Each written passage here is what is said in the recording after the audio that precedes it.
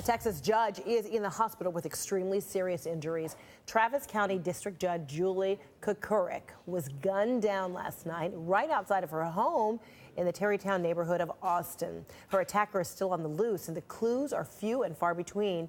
CNN's Ed Lavandera joins me now over the phone. So, Ed, what kind of information have investigators grabbed? So it doesn't sound like the investigators in Austin have much of a lead at this point.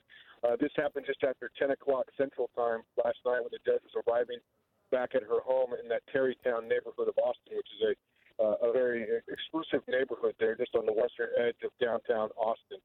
And she was shot and immediately rushed to the hospital.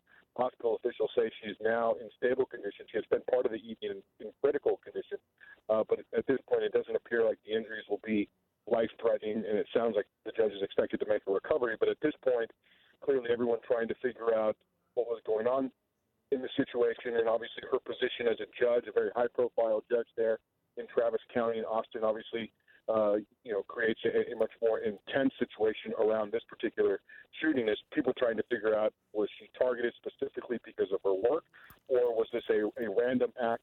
And that's what investigators are trying to figure out right now.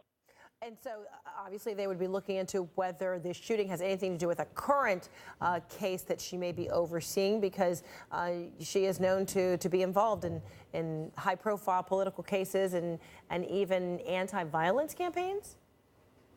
Right, and that's the difficult part of this case.